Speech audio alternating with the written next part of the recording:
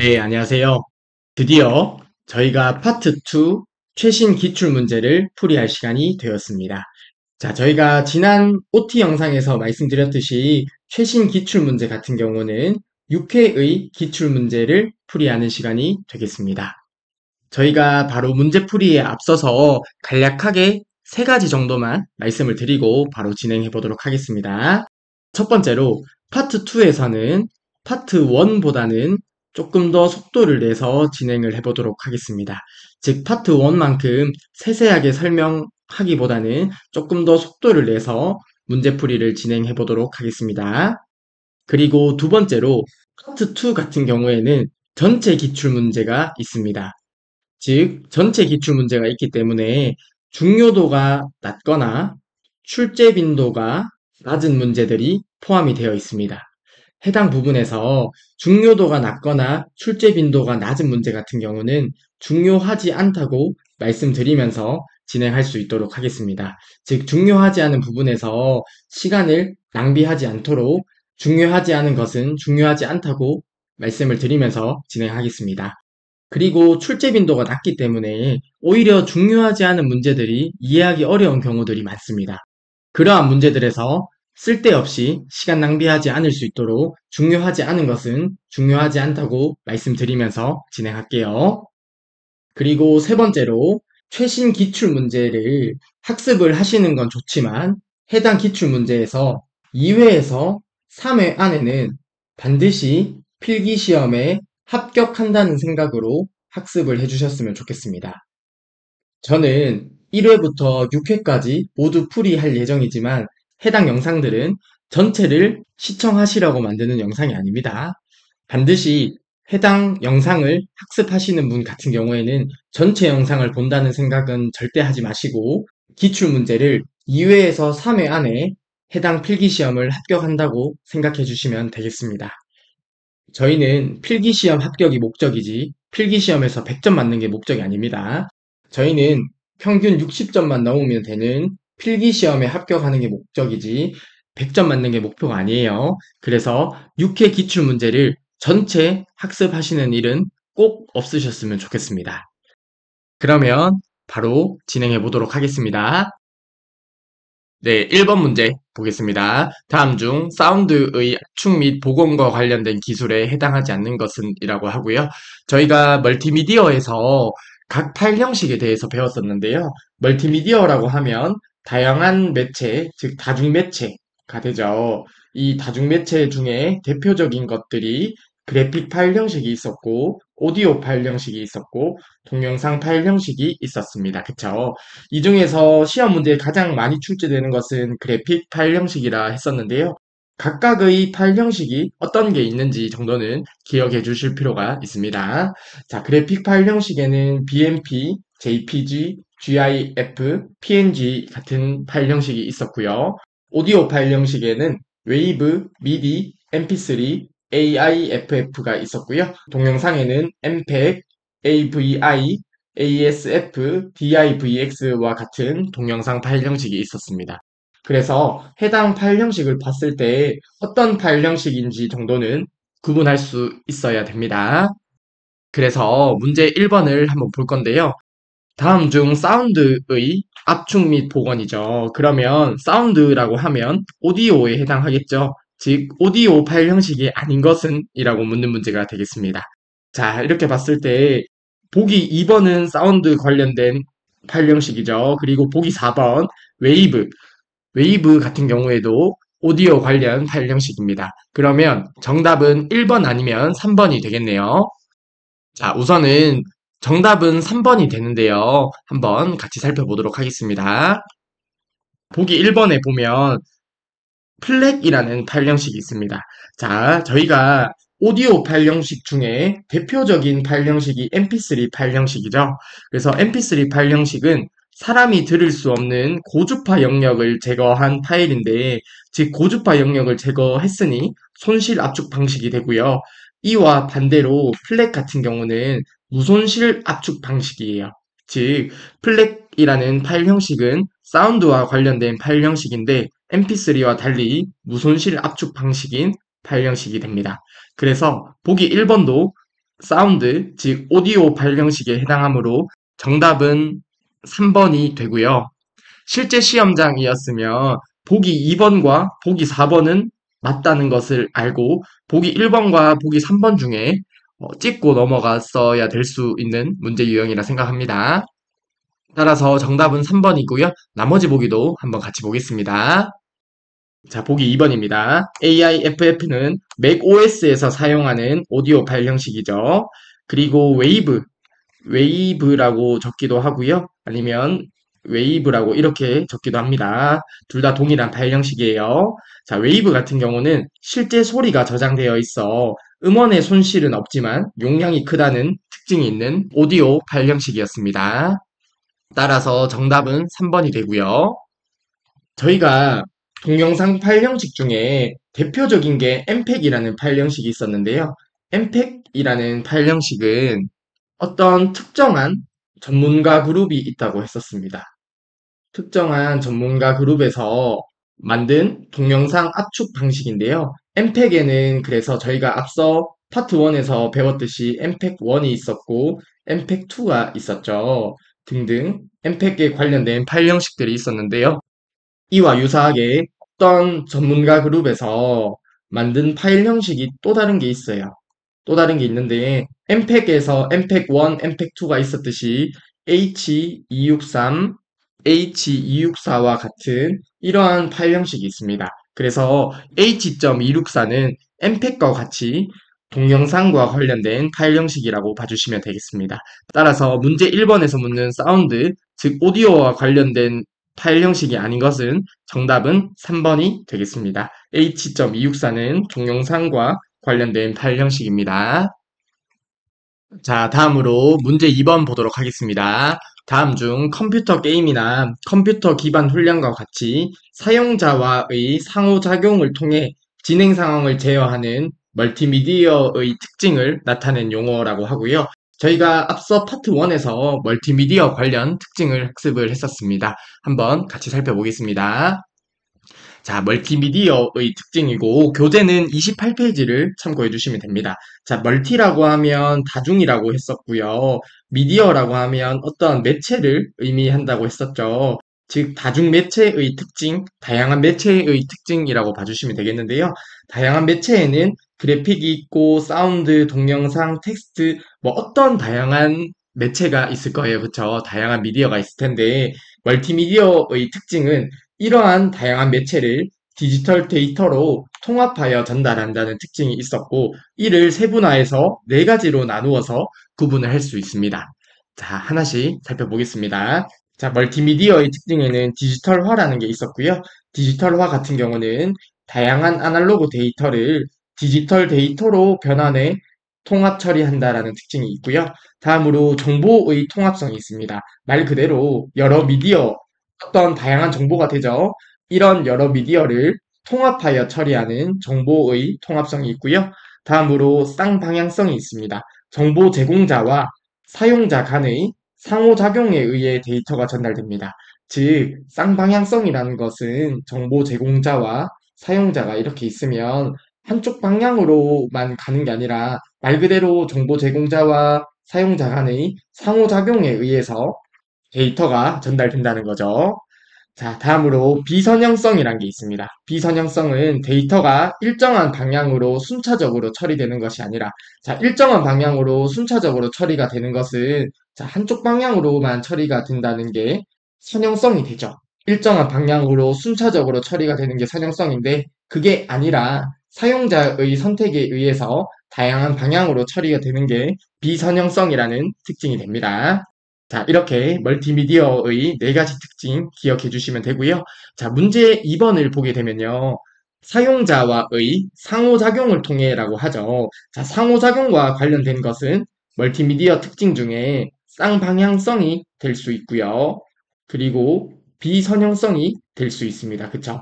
사용자와의 상호작용을 통해서 어떤 데이터가 전달되니까 쌍방향성이 되고 데이터가 한 방향으로만 가는 게 아니라 사용자와의 상호작용을 통해서 다양한 방향으로 처리되기 때문에 비선형성에 해당할 수 있는데요. 한번 보기를 보게 되면 선형은 아니죠. 보기 1번은 틀렸고요. 그리고 보기 2번 비선형 콘텐츠라고 하는데, 자, 비선형성에 해당하죠. 그러면 2번의 정답은 2번이 되겠네요. 보기 3번 VR, 보기 4번 4D는 전혀 관련 없는 보기가 되겠습니다. 따라서 문제 2번에 해당하는 멀티미디어의 특징은 쌍방향성이나 비선형성이 되는데, 보기에 나온 비선형 콘텐츠가 정답이 되겠습니다. 따라서 2번의 정답은 2번이 됩니다. 네, 다음으로 3번 문제 보도록 하겠습니다. 다음 중 정보 보안을 위한 비밀키 암호화 기법에 대한 설명으로 옳지 않은 것은 이라고 하고요. 자, 저희가 암호화 기법은 학습할 필요가 있습니다. 시험 문제에 종종 출제되는 개념인데요. 한번 관련된 개념을 살펴보고 3번 문제를 풀어보도록 하겠습니다. 암호화 기법입니다. 암호화 기법에는 비밀키 암호화 기법이 있고요. 그리고 공개키 암호화 기법이 있습니다. 각 기법에 따라 특징을 구분을 할 필요가 있는데요. 자, 해당 특징을 살펴보기 전에 간단하게 설명을 좀 드리고 특징을 살펴보도록 하겠습니다. 자, 저희가 어떤 정보 보안을 위해서는 어떤 파일을 암호화할 필요가 있을 거예요. 그쵸? 그리고 어떤 인증된 사용자가 그 파일을 보려고 하면 암호화된 파일을 풀기 위해서 복호화라는 게 필요하겠죠. 자, 그래서 암호화에 필요한 키가 있고요. 복호화에 필요한 키가 있습니다. 자, 여기까지 이해되시죠? 그러면 여기서 두 가지 방식을 구분하는 게 여기서 나오는데요. 암호화 키를 외부에 공개를 하는 경우가 있습니다. 공개를 하는 경우는 공개키 방식이 되고요. 그리고 공개를 하지 않는 것은 비밀키 방식이 되는 거죠. 즉, 비밀키 암호화 기법이 되는 거죠. 자, 그래서 공개키 방식에서는 암호화를 하는 키를 외부에 공개하기 때문에 암호화하는 키와 복호화하는 키가 당연히 달라야겠죠. 그쵸? 그렇기 때문에 공개키 암호화 기법은 키가 두 개예요. 즉, 비대칭 키라고도 부르는데요. 왜냐하면 공개키 암호화 방식에서는 암호화 키를 외부에 공개하기 때문에 암호화할 때의 키와 복호화할 때의 키가 다르기 때문에 키가 두 개입니다. 이와 반대로 비밀키 암호화 기법은 암호화 키를 공개하지 않아요. 왜냐하면 복호화 키와 암호화 키가 동일하기 때문이에요. 그래서 비밀키 암호화 기법은 키가 한 개입니다. 그리고 암호화하는 키와 복호화하는 키가 동일하기 때문에 대칭키라고 부릅니다. 여기까지 이해되셨을까요? 해당 특징을 무작정 외울 필요는 없고요. 이러한 특징들을 기억하면 자연스럽게 특징을 구분할 수 있습니다. 그리고 비밀키 암호화 기법은 알고리즘이 단순해요. 자, 알고리즘이 단순하기 때문에 암호화와 복호화 속도가 빠릅니다. 이와 반대로 공개키 암호화 기법은 알고리즘이 복잡해요. 알고리즘이 복잡하기 때문에 암호화하거나 복호화할 때 속도가 느리다는 특징이 있습니다.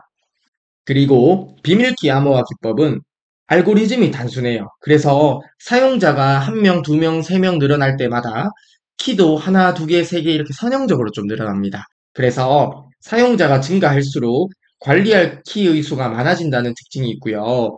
공개키 암호화 기법은 알고리즘이 복잡하기 때문에 사용자가 뭐 2배, 4배, 8배, 16배, 32배 이렇게 깃절로 늘어날 때마다 키가 추가가 돼요. 그래서 상대적으로 관리할 키의 수가 적다라고 기억해 주시면 되겠습니다. 그리고 비밀키 암호화 기법의 대표적인 예가 DES라는 방식이 있고요. 공개키 암호화 기법의 대표적인 예가 RSA가 있습니다. 자, 여기에서 하나의 외우는 팁을 드리자면 이 비밀키 암호화 기법, 자, 암호화 키를 외부에 공개를 안 하죠. 근데 외부에 공개가 되면 뒤지는 거예요. 뒤진다. 그래서 DS에서 뒤진다.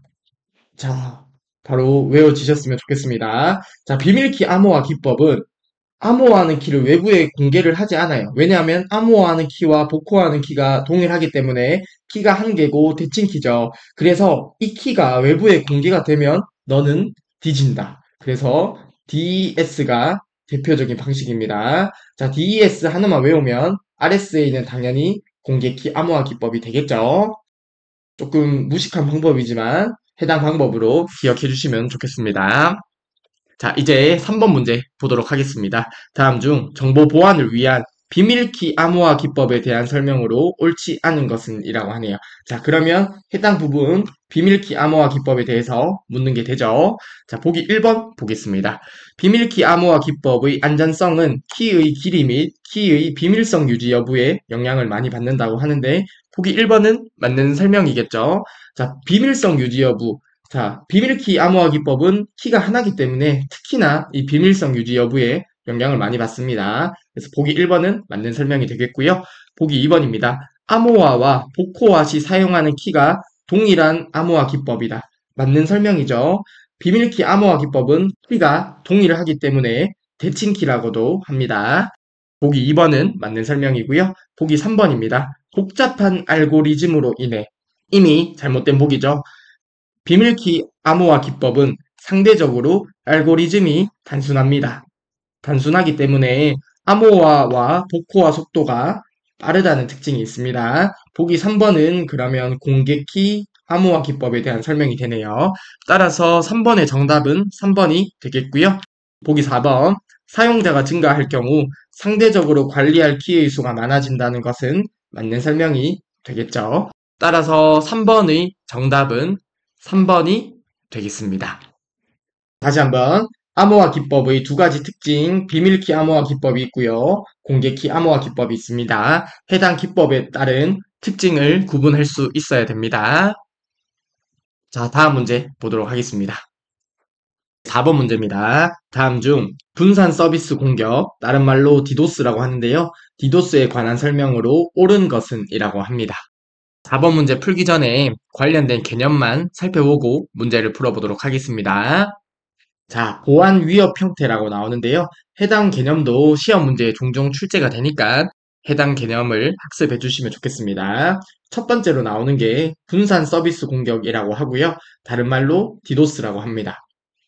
자, 의미를 보게 되면 여러 대의 컴퓨터에서 특정 서버에 대량 서비스를 요청해요. 즉, 여러 대의 컴퓨터에서 특정 서버에 계속 서비스를 요청하면 특정 서버가 이제 부하가 걸리는 거죠. 그래서 해당 서버가 정상적인 기능을 하지 못하도록 하는 것이 분산 서비스 공격이라고 하는 겁니다. 자, 예를 들어서 이런 게 있을 수 있습니다. 자, 특정 서버가 있어요. 그리고 주변에 여러 대의 컴퓨터가 있습니다. 여러 대의 컴퓨터에서 계속 서비스를 요청하는 거예요. 이렇게 서비스를 계속 요청하면 이 특정 서버 같은 경우에 이제 부하가 걸리는 거죠. 그래서 정상적인 기능을 하지 못하도록 하는 공격 형태가 분산 서비스 공격, 디도스라고 하는 형태입니다. 실제로 금융기관에 디도스 공격이 종종 있습니다. 그래서 각 금융기관들은 정기적으로 디도스 대응 훈련을 하거든요. 아무튼 이 디도스라는 공격은 여러 대의 컴퓨터에서 특정 서버에 대량 서비스를 요청해서 정상적인 기능을 하지 못하도록 하는 공격 형태다라는 거 기억해 주시면 되겠습니다. 다음으로 스니핑입니다. 스니핑은 패킷을 엿보면서 계정과 패스워드를 알아내는 행위예요. 자, 이 패킷이라는 게 정보가 이동하는 하나의 단위라고 봐주시면 됩니다. 그래서 컴퓨터가 이렇게 있고 컴퓨터가 있을 때 이 컴퓨터에서 이렇게 이제 데이터를 보내는 거죠. 이 데이터를 보낼 때 하나의 단위를 패킷이라고 해요. 이 패킷이라고 하는 것을 엿보면서 계정과 패스워드를 알아내는 행위가 스니핑이라고 합니다. 그리고 스푸핑이라는 게 있어요. 스푸핑은 검증된 사용자인 것처럼 위장해서 접속을 시도하는 행위인데요.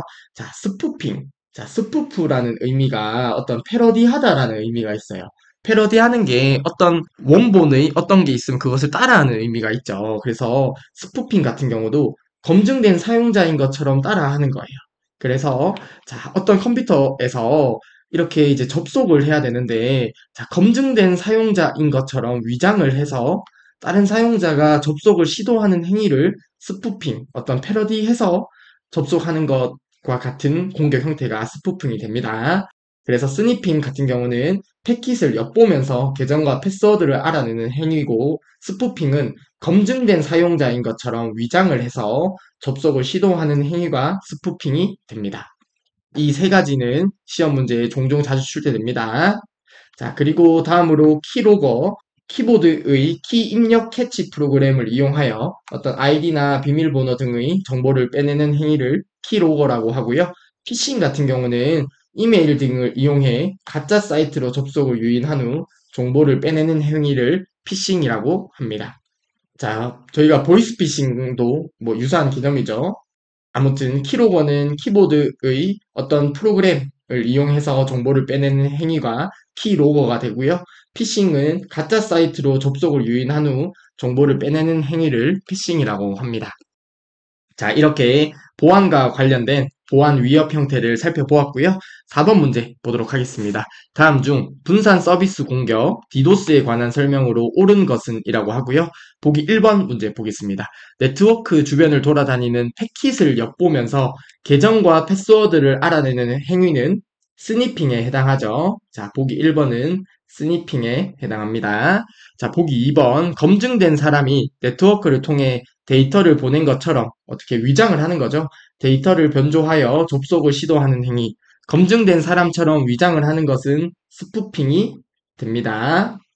보기 3번 보겠습니다. 여러 대의 장비를 이용하여 특정 서버에 대량의 데이터를 집중적으로 전송함으로써 서버의 정상적인 동작을 방해하는 행위. 자, 바로 오른쪽에 그림이 있네요. 여러 대의 장비를 통해서 대량의 서비스를 계속 요청을 하는 거예요. 그래서 특정 서버의 정상적인 동작을 방해하는 행위가 바로 디도스가 되죠. 자, 실제로 저희 금융기관에 이런 디도스 공격이 많습니다. 그래서 디도스 대응 훈련을 종종 한다고 했었습니다. 자, 그러면 4번의 정답은 3번이 되겠네요. 보기 4번 보겠습니다. 키보드의 키 입력 시 캐치 프로그램을 이용하여 자, 키보드 입력 시 그러면 키로거에 해당하겠죠. 아이디나 암호 정보를 빼내는 행위는 키로거입니다. 따라서 4번의 디도스에 관련된 설명은 3번이 정답이 되겠습니다. 자, 다음으로 5번 문제 보도록 하겠습니다. 다음 중 VoIP에 대한 설명으로 옳지 않은 것은 이라고 하네요. 자, VoIP가 뭔지 한번 살펴보겠습니다.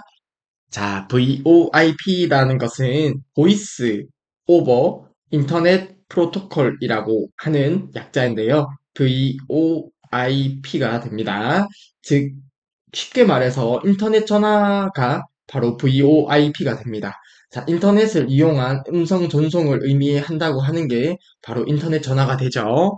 자, 이 VoIP 같은 경우는 시험 문제에 잘 출제가 되지는 않습니다. 그냥 VoIP가 인터넷 전화다 이 정도만 기억해 주시면 될 것 같고요. 그리고 특징 하나만 더 기억을 해 주시면 되겠습니다. 이것은 당연한데요. 자, 예를 들어서 여기가 한국이에요. 그리고 예를 들어서 미국이 있다고 가정을 해볼게요. 한국에서 미국으로 국제 전화를 하면 비싸겠죠. 근데 인터넷 전화를 하면 상대적으로 국제 전화에 비해서는 저렴하겠죠. 그래서 원거리 통화 시 기존의 전화망보다 저렴하게 이용할 수 있다는 당연한 특징도 함께 기억을 해주시면 되겠습니다. 이 VoIP 시험 문제에 잘 출제가 되진 않는데요. 뭐 어려운 개념은 아니니까 VoIP가 인터넷 전화다. 당연히 인터넷 전화니까 기존의 국제 전화보다는 저렴하게 이용할 수 있다. 이 정도만 기억해 주시면 충분하겠습니다. 자, 5번 문제 볼게요. 다음 중 VoIP에 대한 설명으로 옳지 않은 것은 이라고 하네요. 보기 1번입니다. 인터넷 IP 기술을 사용한 디지털 음성 전송 기술이다. 맞는 설명이죠. 자, 디지털을 이용한 음성 전송 기술이에요. 보기 2번입니다. 원거리 통화 시 PSTN보다 자, 여기 보면 텔레폰 네트워크라고 있죠. 그냥 기존의 전화망 정도로 생각해 주시면 되겠습니다. 기존의 전화망입니다. PSTN보다 요금이 높지만 틀렸죠. 자, 인터넷 전화가 요금이 저렴하죠. 요금이 낮습니다. 일정 수준의 통화 품질이 보장된다. 자, 보기 2번은 틀렸고 따라서 5번의 정답은 2번이 되겠습니다. 보기 3번입니다. 기존 회선 교환 방식과 달리 네트워크를 통해 음성을 패킷 형태로 전송한다는 것도 맞는 설명이고요. 자, 저희가 이제 어떤 네트워크에서 데이터를 전송할 때 기본 단위는 패킷입니다. 그래서 이 음성 데이터를 네트워크를 통해서 패킷 형태로 전송을 해주는 게 바로 인터넷 전화가 되는 것이죠. 그래서 보기 3번도 맞는 설명이고요. 보기 4번입니다. 보컬텍사의 인터넷 폰으로 처음 소개되었으며 PC to PC, PC to 폰, 폰 to 폰 방식으로 발전하였다라고 하는데요. 그냥 맞는 설명이고요. 보기 4번은 크게 볼 필요는 없겠습니다. 자, 따라서 5번의 정답은 2번이 되겠습니다. 자, 다음으로 6번 문제 살펴보도록 하겠습니다. 다음 중 대량의 데이터 안에서 일정한 패턴을 찾아내고 이로부터 가치 있는 정보를 추출해내는 기술을 의미하는 것은 이라고 하는데요. 자, 우선 6번의 정답은 2번이 되고요. 데이터 마이닝이 됩니다. 자, 데이터 마이닝을 보게 되면, 자, 마이닝이라는 의미가 어떤 채굴이라는 의미가 있습니다. 어떤 광산에서 이제 뭐 채굴을 하는 의미가 마이닝이 되는데요. 자, 말 그대로 어떤 대량의 데이터가 있습니다. 자, 대량의 데이터가 있는데 해당 데이터 안에서 일정한 패턴을 찾고 가치 있는 정보를 추출, 말 그대로 채굴을 해내는 거죠. 자, 채굴을 하는 거예요. 마이닝, 채굴을 해주는 거예요. 어떤 가치 있는 정보를 추출하는 건데요. 이것을 바로 데이터 마이닝이라고 합니다. 따라서 6번의 정답은 2번이 되겠고요. 추가적으로 메타데이터 정도만 같이 기억을 해주시면 되겠는데요. 메타데이터도 한번 살펴볼게요. 자, 여기서 보면 메타데이터라는 게 있어요. 메타데이터는 데이터의 속성을 설명해주는 데이터라고 하는데요. 자, 이렇게 보면 조금 이해가 안 되실 수 있지만, 자, 하나의 예시를 들어볼게요. 저희가 어떤 이제 과자를 사러 슈퍼에 가요. 과자를 사러 슈퍼에 가게 되면 그 봉지에 보면 음식의 영양 정보가 나오잖아요.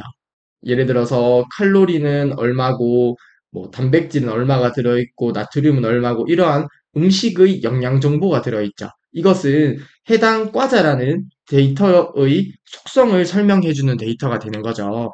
그래서 이러한 데이터를 메타데이터라고 합니다. 즉 데이터의 어떤 속성을 설명해주는 데이터가 바로 메타데이터가 되는 거죠. 그래서 저희가 6번 문제에서 알고 가야 할 개념은 두 가지 정도 기억을 해주시면 되겠습니다. 자, 첫 번째로 데이터 마이닝입니다. 데이터 마이닝은 어떤 채굴하는 의미가 있다고 했죠. 그래서 마이닝, 자, 대량의 데이터에서 일정 패턴을 찾고 가치 있는 정보를 마이닝, 추출해내는 게 바로 데이터 마이닝입니다. 자, 두 번째로 메타데이터라는 개념도 같이 숙지를 해주시면 좋겠습니다. 자, 6번 문제에서 이 두 가지 개념만 알고 넘어가시면 되겠습니다. 따라서 6번의 정답은 2번이 되겠고요. 참고적으로 다른 보기도 한 번만 볼게요. 자, 데이터 웨어하우스라고 하는 것은 데이터 창고라고 보시면 돼요. 그래서 어떤 데이터베이스들이 있는데요. 데이터베이스라고 하는 데이터가 모여 있는 게 있는데 이러한 데이터베이스들의 모임이 데이터 웨어하우스, 데이터 창고라고 보시면 되고요. 데이터 마이그레이션 같은 경우는 자, 어떤 데이터가 A에 있는데 B라는 곳으로 이동을 시키려고 해요. 그래서 데이터 마이그레이션 같은 경우는 데이터의 저장 위치를 바꾸어 주는 게 데이터 마이그레이션이 됩니다. 자, 그냥 참고적으로 두 가지 개념도 함께 말씀드려 보았습니다.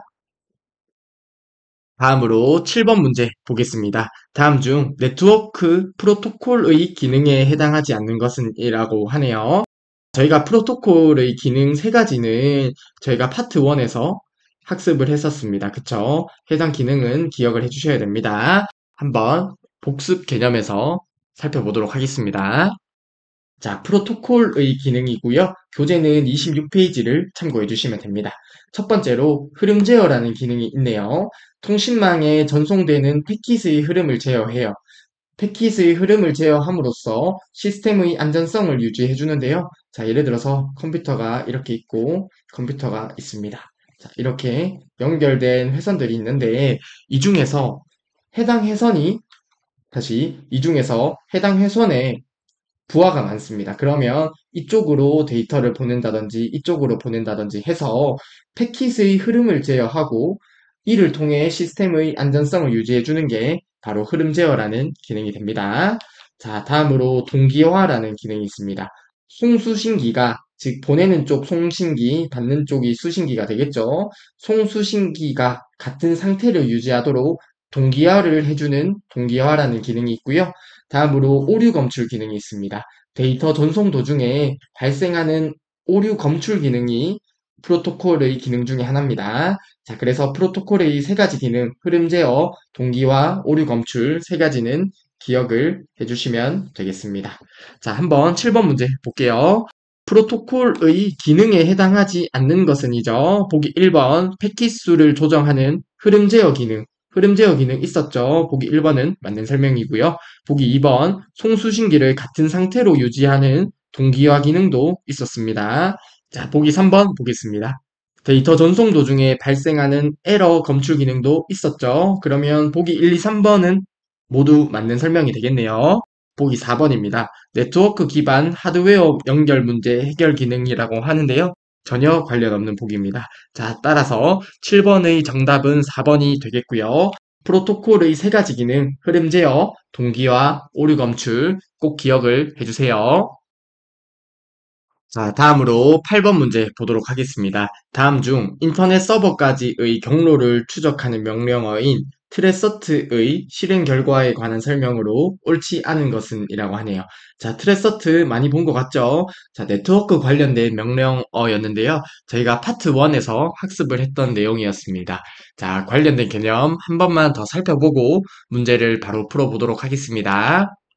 자, 저희가 네트워크 관련 명령어를 27페이지에 있는 부분에서 학습을 했었습니다. 자, 네트워크 관련 명령어에 자, 5가지 정도는 기억을 해주시면 좋겠습니다. 첫 번째로 트레서트라는 명령어가 있습니다. 트레서트, 인터넷 서버까지의 경로를 추적하는 명령어입니다. 즉, 어떤 컴퓨터가 있고요. 그리고 네이버라는 서버가 있다고 가정을 해볼게요.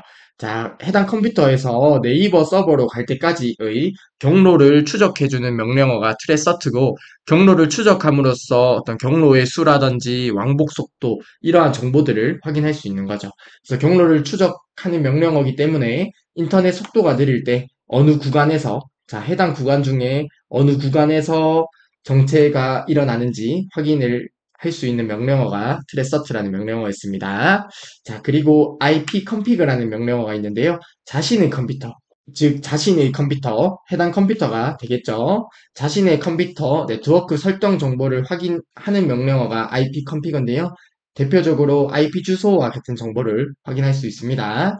다음으로 네스텟이라는 명령어가 나옵니다. 자신의 컴퓨터에 연결된 다른 컴퓨터의 IP 주소나 포트 IP 주소나 포트 정보를 확인하는 명령어가 네스텟이라는 명령어입니다.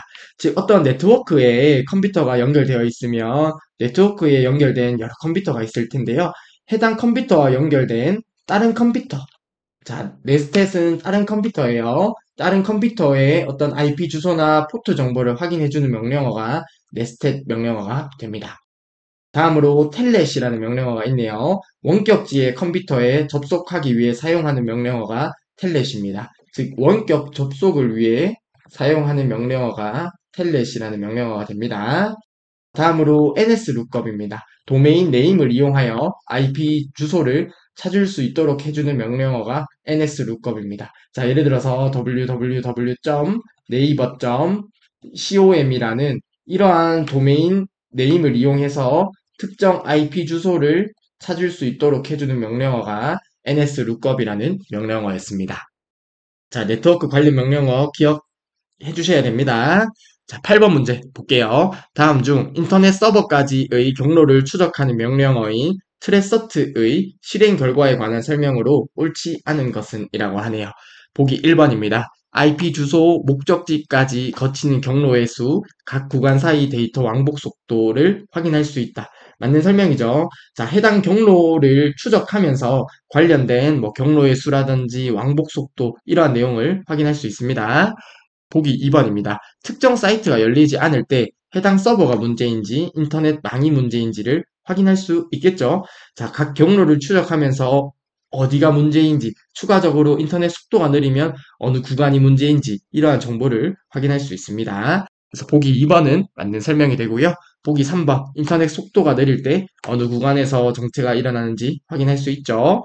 보기 4번입니다. 현재 자신의 컴퓨터에 연결된 다른 컴퓨터의 IP 주소나 포트 정보를 확인하는 명령어는 네스텟 명령어였죠.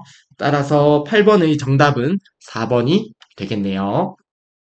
자신의 컴퓨터에 연결된 다른 컴퓨터의 IP 주소나 포트 정보를 확인하는 명령어는 nested 명령어입니다. 따라서 8번의 정답은 4번입니다.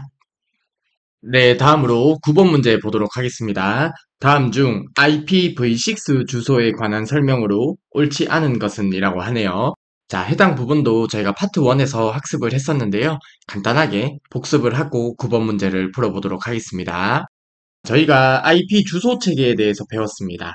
IP 주소 체계에는 IPv4가 있었고 IPv6가 있었는데요. 자, 해당 부분 기억나실 거라 생각합니다. 자, 우선 교재는 21페이지를 참고해 주시면 됩니다. 자, 간단하게 한번 살펴볼게요. 저희가 지금은 대부분 IPv4 주소를 사용을 하는데요.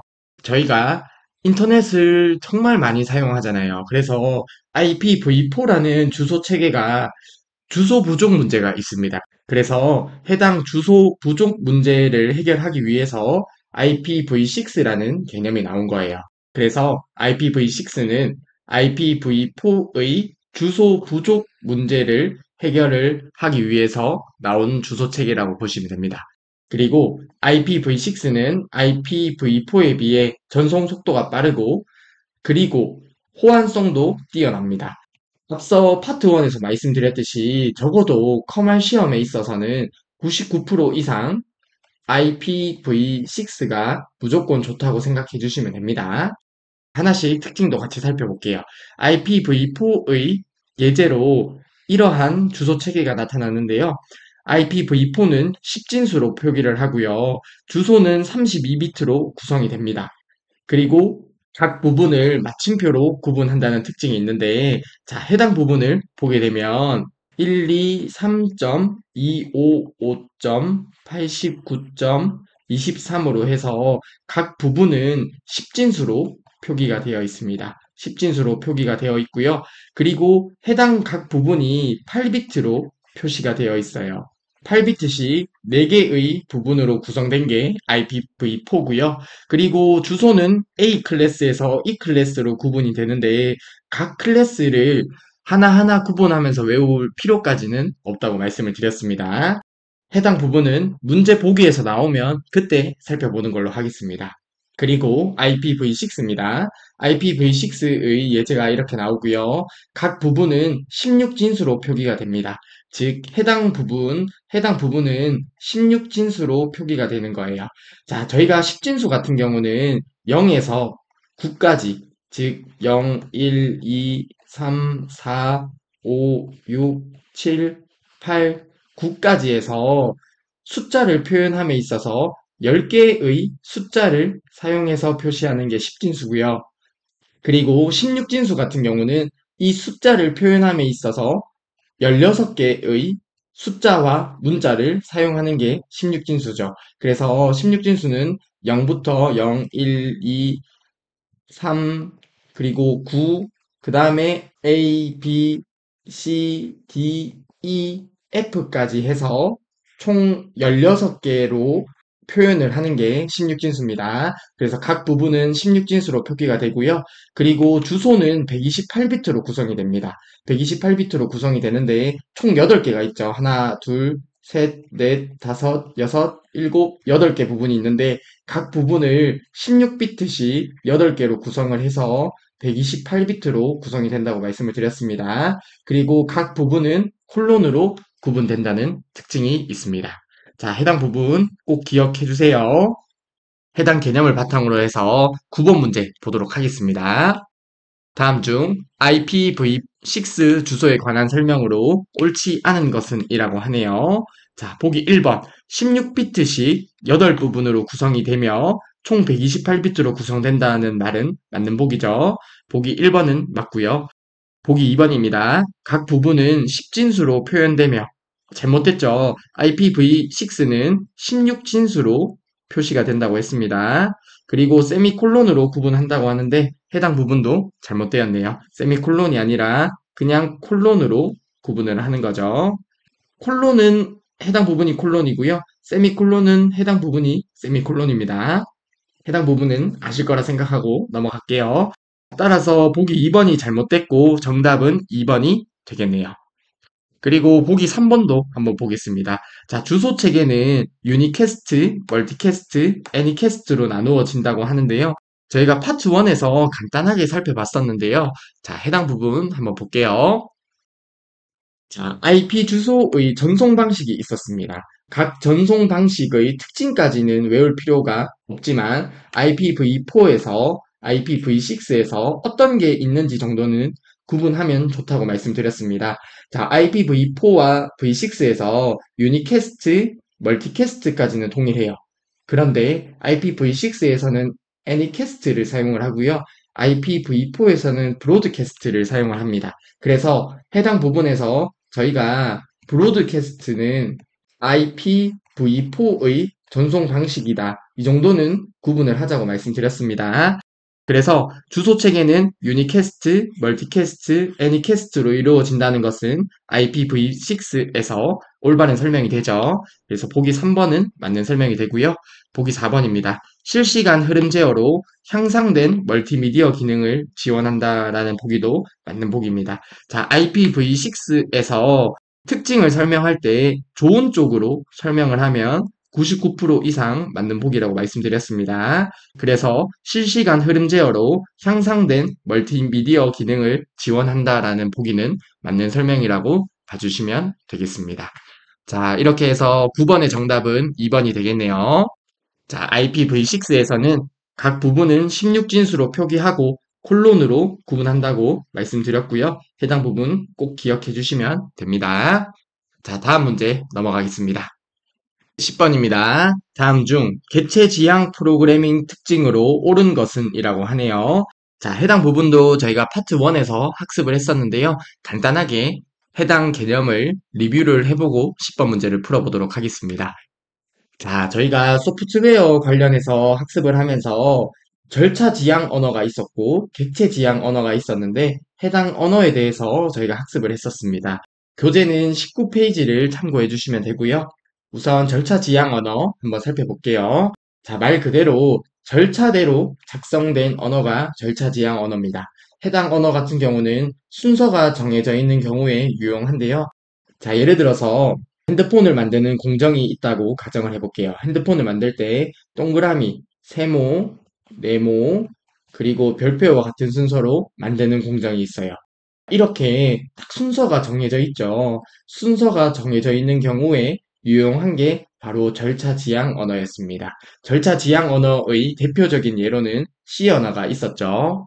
그리고 객체 지향 언어입니다. 객체 지향 언어는 데이터와 함수를 객체로 묶어서 해결하는 언어가 객체 지향 언어입니다. 즉, 어떤 데이터가 있고, 그리고 함수가 있을 때 해당 부분을 하나의 객체로 묶어서 해결하는 게 바로 객체 지향 언어가 되는 것이죠. 객체 지향 언어는 복잡한 프로그램 구축이 어려운 절차 지향 언어의 문제점을 해결하는 언어가 객체 지향 언어입니다. 자, 예를 들어서 저희가 롤이라는 게임이 있죠. 이 롤이라는 게임을 절차대로 코드를 짜려고 하면 너무나 복잡하겠죠. 사용자가 어떻게 클릭할지도 모르는데 그런 부분을 절차대로 코드를 작성하는 건 너무 어려울 거예요. 그래서 이러한 절차 지향 언어의 문제점을 해결하고자 나온 것이 객체 지향 언어가 되는 것이죠. 자, 확장성이 높고 코드의 재사용이 용이합니다. 그리고 유지보수가 용이하고 정보 은폐가 용이한데요. 자, 객체 지향 언어의 대표적인 예로 말씀드렸던 게 계산기가 있었습니다. 저희가 계산기를 만들 때 자, 덧셈도 있고 뺄셈도 있고 곱셈도 있고 나눗셈도 있는 거죠. 자, 이 각각을 하나의 객체로서 구성을 하는 거예요. 그러면 자, 덧셈 특화 전용 계산기를 만들려고 해요. 그러면 해당 부분만 가지고 코드를 업그레이드 하면 되는 거겠죠. 그래서 확장성이 높고 코드의 재사용이 용이하다는 특징이 있었습니다. 그리고 유지보수가 용이한데 예를 들어서 저희가 나눗셈에서 잘못 만든 거예요. 그러면 전체를 수정할 필요가 있는 게 아니라 해당 부분만 코드 수정을 해주면 되겠죠. 그래서 유지보수가 용이하고 어떤 객체로 묶기 때문에 정보 은폐가 용이합니다. 그리고 특징으로는 상속성, 다양성, 캡슐화, 추상화라는 특징이 있었습니다. 그리고 객체 지향 언어의 대표적인 예로는 자바, C++, C샵과 같은 언어가 있었습니다. 이러한 개념을 바탕으로 해서 10번 문제를 보도록 하겠습니다. 다음 중 객체 지향 프로그래밍 특징으로 옳은 것은 이라고 하네요. 자, 보기 1번 보도록 하겠습니다. 객체에 대하여 절차적 프로그래밍의 장점을 사용할 수 있다고 하는데요. 절차적 프로그래밍의 장점을 사용할 수 있는 것은 절차 지향 언어의 특징이겠죠? 그래서 보기 1번은 잘못된 설명이 되겠습니다. 보기 2번입니다. 객체 지향 프로그램은 주로 인터프리터 번역 방식을 사용한다고 하는데요. 보기 2번도 잘못되었습니다. 문제풀이하고 보기 2번에 대해서 추가적으로 간단하게 설명을 드리겠습니다. 보기 3번입니다. 객체 지향 프로그램은 코드의 재사용과 유지 보수가 용이하죠. 그러면 10번의 정답은 3번이 되겠습니다. 보기 4번입니다. 프로그램의 구조와 절차에 중점을 두고, 자, 구조와 절차에 중점을 둔 것은 절차 지향 언어의 특징이 되겠죠. 그래서 보기 4번도 잘못된 설명이 되겠습니다. 따라서 10번의 정답은 3번이 되겠습니다. 자, 그리고 보기 2번 내용만 간단하게 살펴볼게요. 보기 2번을 보면 객체 지향 프로그램은 주로 인터프리터 번역 방식을 사용한다고 하는데요. 실제로 컴퓨터에서 저희가 작성한 언어, 즉 사람이 작성한 언어를 컴퓨터가 이해하는 언어로 번역을 해주어야 돼요. 이때 번역을 할 때 번역 방식에 인터프리터 방식이 있습니다. 번역 방식에 따라서 인터프리터 방식이 있고요. 그리고 컴파일러라는 방식이 있습니다. 자, 해당 부분의 특징은 관련된 예제가 나오면 자세히 설명을 드리기로 하고요. 자, 아무튼 컴퓨터에서 번역을 하는 것은 맞고 번역 방식에 따라서 인터프리터 방식이 있고 그리고 컴파일러 방식이 있습니다. 이것은 말 그대로 번역 방식에 따라서 나눈 것일 뿐 객체 지향 언어와 절차 지향 언어의 특징을 구분하는 것은 아닙니다. 그래서 보기 2번은 잘못된 설명이에요. 그래서 해당 부분을 정리하자면 번역 방식에 따라서 인터프리터 방식과 컴파일러 방식으로 구분할 수는 있지만 해당 부분이 절차 지향 언어와 객체 지향 언어의 특징을 구분하는 것은 아닙니다. 그래서 보기 2번은 잘못된 설명이에요. 자, 따라서 10번의 정답은 3번이 되겠습니다. 네, 다음으로 11번 문제 보도록 하겠습니다. 다음 중 아스키 코드에 대한 설명으로 옳지 않은 것은 이라고 하네요. 자, 저희가 문자 표현 코드에 대해서도 파트 1에서 학습을 했었는데요. 해당 부분도 시험에 종종 나오기 때문에 숙지를 해주셔야 된다고 말씀을 드렸었습니다. 자, 관련된 개념만 간단하게 리뷰를 하고 11번 문제를 풀어보도록 하겠습니다. 자, 교재는 13페이지 참고해 주시면 됩니다. 자, 문자 표현 코드를 저희가 파트 1에서 학습을 했었는데요. 자, 해당 부분 크게 어렵지 않습니다. 간단하게 리뷰하고 11번 문제 풀어보도록 할게요. 자, 우선은 BCD 코드가 나왔었죠. 다른 말로 이진화 10진이라고 한다고 했었는데요. 자, B가 바이너리의 약자고 바이너리가 이진이라는 의미가 있습니다. 그리고 D는 데시멀이라고 해서 10진이라는 의미가 있어요. 그래서 BCD 코드를 이진화 10진이라고도 부릅니다. 간단하게 특징을 볼게요. BCD 코드는 2개의 존 비트와 4개의 디지트 비트로 구성이 되었어요. 자, 여기서 보면 자, 2개의 존 비트와 4개의 디지트 비트로 구성이 돼요. 그래서 해당 존 비트가 있었고 해당 디지트 비트가 있었습니다. 자, 아무튼 문자를 표현함에 있어서 6개의 비트를 사용을 하는 거죠. 그래서 2의 6승계로 64개의 문자를 표현할 수 있다는 특징이 있었습니다. 자, 2의 6승, 64가지의 문자를 표현을 할 수 있었고요. 그리고 영문 소문자는 표현하지 못한다는 특징이 있었습니다. 자, 다음으로 아스키 코드입니다. 아스키 코드는 미국 표준 코드였어요. 자, 아메리칸 스탠다드 코드의 약자입니다. 그래서 미국 표준 코드로서 데이터 통신용으로 주로 사용한다는 특징이 있습니다. 자, 아스키 코드는 3개의 존 비트와 4개의 디지트 비트를 사용을 해서 하나의 문자를 표현해요. 즉, 하나의 문자를 표현할 때 7개의 비트를 사용을 하는 거죠. 그래서 2의 7승 128가지의 문자를 표현한다는 특징이 있습니다. 그리고 이 해당 아스키 코드를 확장해서 만든 게 확장 아스키 코드인데요. 확장 아스키 코드에서는 8비트를 사용을 해요. 그래서 2의 8승 256가지의 문자를 표현한다는 특징이 있습니다. 자, 다음으로 이 BCD IC 코드예요. 이 E가 Extended의 약자예요. 어떤 확장한다는 의미가 있잖아요. 그래서 해당 BCD 코드를 확장을 해서 만든 게 이 BCD IC 코드, 즉 확장 이진화 식진이라는 코드가 됩니다. 자, 한번 살펴보면 4개의 존 비트와 4개의 디지트 비트, 즉 하나의 문자를 표현할 때 8개의 비트를 사용을 하죠. 그래서 2의 8승 256가지의 문자를 표현할 수 있고요. 특수 문자 및 소문자도 표현이 가능합니다. 자, 다음으로 유니코드입니다. 유니코드는 해당 확장 아스키 코드 또는 아스키 코드라고도 하는데요. 해당 부분을 확장해서 만든 게 유니코드예요. 특징을 살펴보면 아스키 코드를 16비트, 자, 8비트가 1바이트가 됩니다. 1바이트. 그래서 2바이트라고도 하고요. 16비트로 확장하여 전 세계에 있는 문자를 표현하는 국제 표준 코드가 유니코드가 됩니다. 그리고 저희가 오류 검출 코드도 살펴봤었는데요. 페리트 비트가 있었고 해밍 코드가 있었습니다. 페리트 비트는 오류를 검출을 할 수 있고 교정은 불가능하고요. 그리고 해밍 코드는 오류 검출을 할 수 있고 교정도 가능하다는 특징이 있었습니다. 자, 해당 부분에서 외우는 팁도 간단하게 드렸었는데, 자, 연예인 중에 샘 해밍턴이라는 분이 있어요. 샘 해밍턴은 외국 분인데 한국말을 되게 잘해요. 그래서 한국말을 틀린 것도 이분은 교정을 해줄 수 있습니다. 그래서 해밍 코드는 교정도 가능하다. 이렇게 외워주시면 된다고 말씀드렸었습니다. 관련 개념을 바탕으로 11번 문제 간단하게 보겠습니다. 다음 중 아스키 코드에 대한 설명으로 옳지 않은 것은 이라고 하네요. 하나씩 보도록 하겠습니다. 3개의 존 비트와 4개의 디지트 비트로 하나의 문자를 표현한다는 것은 맞는 설명이죠. 보기 1번 맞는 설명입니다. 보기 2번 데이터 통신용으로 사용하죠. 그리고 128가지의 문자를 표현할 수 있다고 하는데 해당 부분도 맞는 설명이 되죠. 아스키 코드는 3개의 존 비트, 4개의 디지트 비트니까 총 7개의 비트로 하나의 문자를 표현합니다. 그래서 2의 7승은 128개의 문자를 표현할 수 있습니다. 그래서 보기 2번은 맞는 설명이 되고요. 보기 3번 보도록 하겠습니다.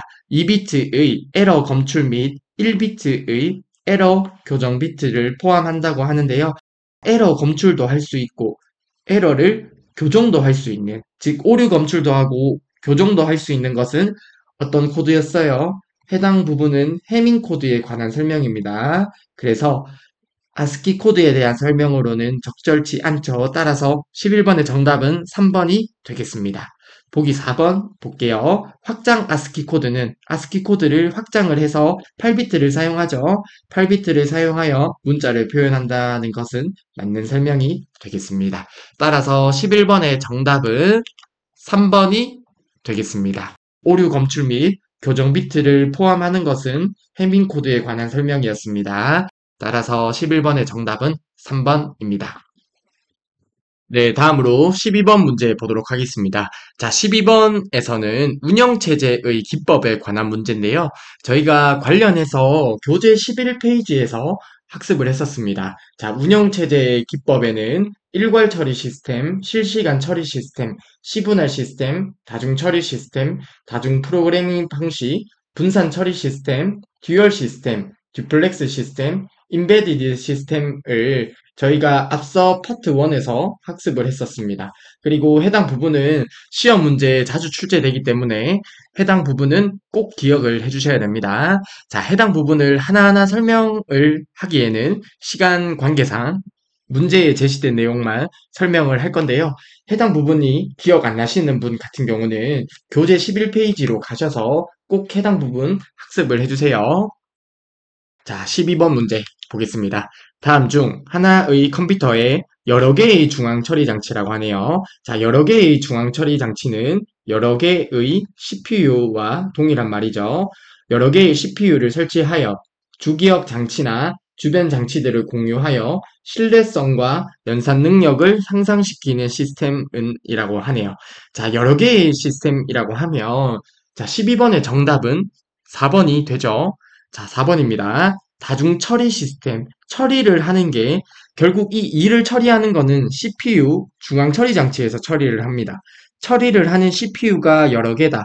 즉, 다중 처리 시스템에 관한 설명이 되므로 12번의 정답은 4번이 되는 거예요. 자, 12번 문제 꼭 풀 수 있어야 됩니다. 자, 12번의 정답은 우선 4번이 되고요. 나머지 보기들도 한번 같이 설명을 드리도록 하겠습니다. 자, 우선 시분할 처리 시스템이 나오네요. 시분할 처리 시스템은 CPU를 일정 시간 단위로 나누어서 처리하는 시스템이 시분할 처리 시스템입니다. 자, 말 그대로 시간을 분할해서 처리를 한다는 거죠. 자, 그래서 컴퓨터가 이렇게 있고 사용자가 A, B, C, D 이렇게 있으면 신속하게 CPU 사용권을 이렇게 전환을 해요. 그래서 이렇게 시간 단위로 나누어서 처리하는 시스템이 시분할 처리 시스템이 됩니다. 다음으로 보기 2번 다중 프로그래밍 시스템이네요. 자, 이번에는 프로그램, 처리해야 할 프로그램이 여러 개라는 거죠. 그래서 다중 처리 시스템과 다중 프로그래밍 시스템을 헷갈리면 안 됩니다. 다중 프로그래밍 시스템은 하나의 CPU로 여러 개의 프로그램을 동시에 처리하는 시스템이 다중 프로그래밍 시스템입니다. 자, 다중 프로그래밍은 처리할 프로그램이 여러 개다. 다중 처리 시스템은 처리해주는 게 CPU죠. CPU가 여러 개다. 이렇게 보기 2번과 보기 4번 헷갈리시면 안 됩니다. 자, 보기 3번 보겠습니다. 듀플렉스 시스템. 자, 듀플렉스 시스템은 항상 듀얼 시스템과 구분해서 학습을 해주셔야 됩니다. 자, 듀얼 시스템이 있었고 듀플렉스 시스템이 있었는데요. 자, 듀얼 시스템 같은 경우는 자, 한번 볼게요. 자, 해당 부분이 듀얼 시스템인데요. 듀얼 시스템 같은 경우는 두 개 이상의 CPU가 동시에 같은 업무를 처리하는 방식이죠. 그래서 A라는 CPU와 B라는 CPU가 있다고 했을 때 동시에 같은 업무를 해주는 게 듀얼 시스템이었습니다. 그리고 듀플렉스 시스템 같은 경우는 자, 듀플렉스 시스템 한 개의 CPU는 가동되고 다른 CPU는 대기 중인 방식으로 CPU가 고장나면 다른 CPU가 작동하는 방식이 듀플렉스 시스템이죠. 그래서 A라는 CPU가 가동되고 있고 현재 B라는 CPU는 대기를 하고 있는 거예요. 근데 여기서 A CPU가 고장이 나면 그때 다른 CPU인 B CPU로 작동하는 방식이 듀플렉스 시스템이 되는 거죠. 자, 해당 부분 꼭 기억을 해주시고요. 자, 듀플렉스 시스템에서 외우는 팁으로 하나 말씀드렸던 거는 대기 중인 거를 뭔가 당장 필요하지 않은데 구매할 때 보통 플렉스 했다고 많이 얘기하잖아요. 그래서 해당 부분은 B라는 CPU를 플렉스해 둔 거예요. 그래서 해당 시스템이 듀플렉스 시스템이다. 이렇게 기억을 해주시면 되겠습니다. 자, 그래서 12번의 정답은 여러 개의 CPU를 사용하는 다중 처리 시스템이 정답이 됩니다. 따라서 12번의 정답은 4번이 되고요. 자, 다음으로 13번 문제 보도록 하겠습니다. 다음 중 CPU의 제어 장치를 구성하는 레지스터에 관한 설명으로 옳지 않은 것은 이라고 하네요.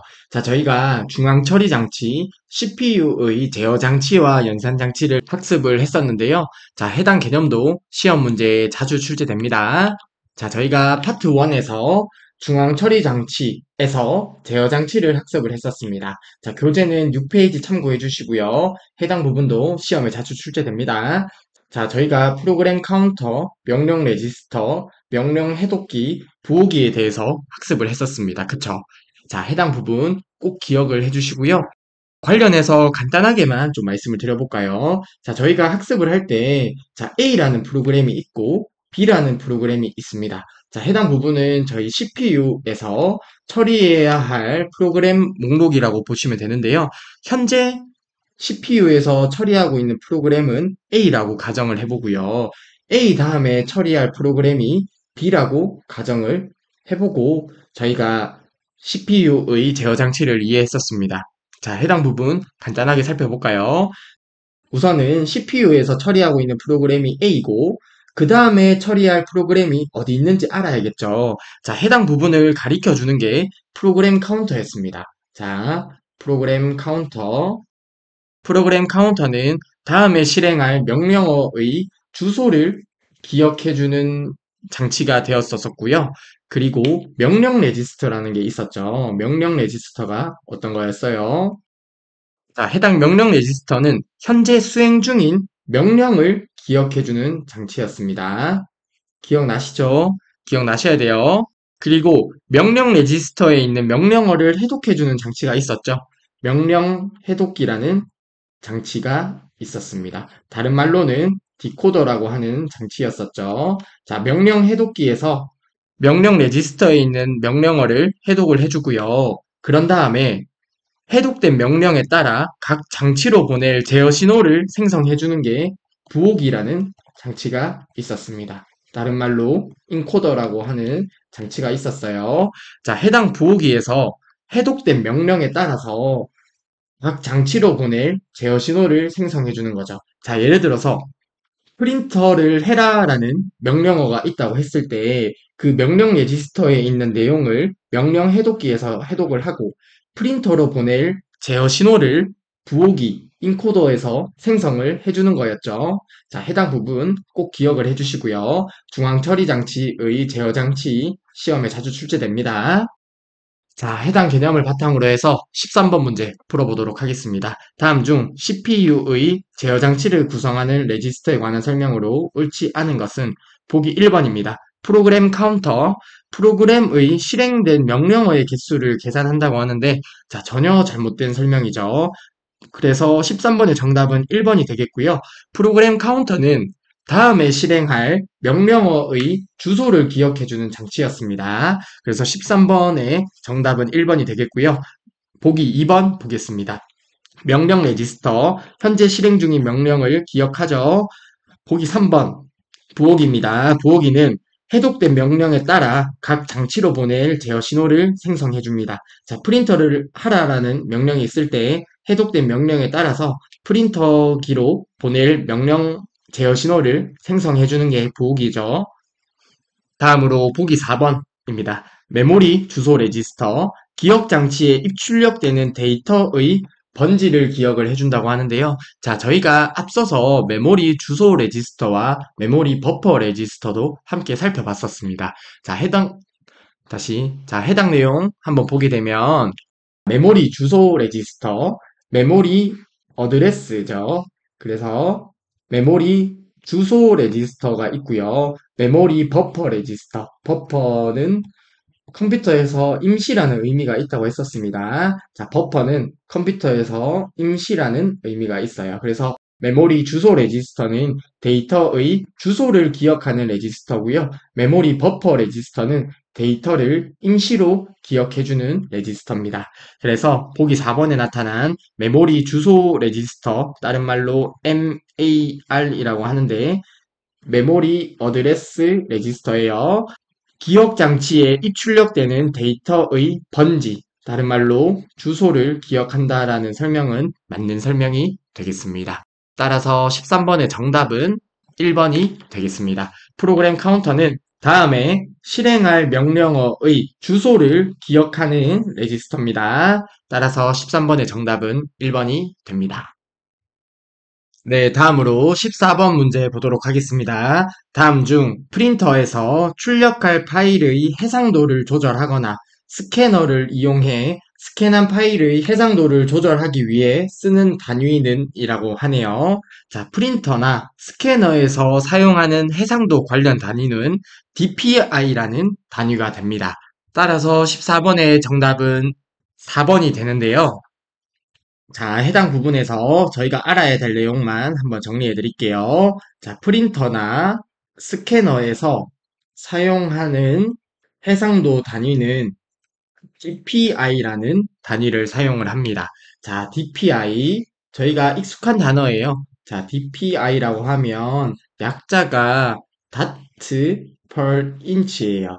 즉, 해당 인치 안에 얼마나 많은 닷이 있는가가 되거든요. 자, 여기에 닷이란 거는 하나의 점이나 하나의 픽셀을 의미합니다. 즉, 어떤 기준이 되는 인치가 있을 때 여기에 점이 이렇게 있는 것보다는 점이 촘촘하게 있는 게 화질이 더 좋은 거겠죠. 즉 해상도가 더 좋은 거겠죠. 그래서 프린터나 스캐너에서 사용하는 해상도 단위는 DPI다. 이 정도만 기억을 해주시고 넘어가시면 되겠습니다. 자, DPI 외우기 어렵지 않습니다. 자, DPI라고 하면 이 D가 다트의 약자예요. 그래서 이 닷이란 게 어떤 점을 의미하는데 per 인치, 인치당 점이 얼마나 있느냐. 그래서 점이 촘촘히 있을수록 해상도가 좋은 거겠죠.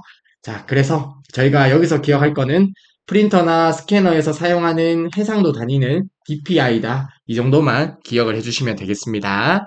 따라서 14번의 정답은 4번이 되겠습니다. 참고적으로 다른 것도 한 번만 볼까요? CPS는 말 그대로 per second, 초당 인쇄되는 문자 수, 캐릭터, 초당 인쇄되는 문자 수를 의미하고요. BPS는 per second, 초당 전송되는 비트 수를 의미합니다. 그리고 ppm은 분당 인쇄되는 페이지 수를 의미하는 게 ppm이고요. 참고적으로 lpm이라는 거는 line per minute예요. 즉 분당 인쇄되는 줄수를 의미하는 거는 lpm이라고 하는데요. 자, 해당 부분은 그냥 참고적으로 이런 게 있구나 정도 보시면 되겠고요. 이 DPI 정도는 기억을 해주시면 좋겠습니다. 자, 아무튼 14번의 정답은 4번이 됩니다.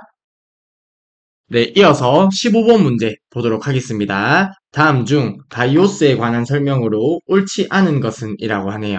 자, 해당 바이오스도 저희가 파트 1에서 학습을 했던 내용이었는데요. 한번 해당 내용 간략하게 리뷰를 해보고 15번 문제를 풀어보도록 하겠습니다. 자, 바이오스 저희가 파트 1에서 배웠던 내용이고요. 교재는 8페이지를 참고해 주시면 되겠습니다.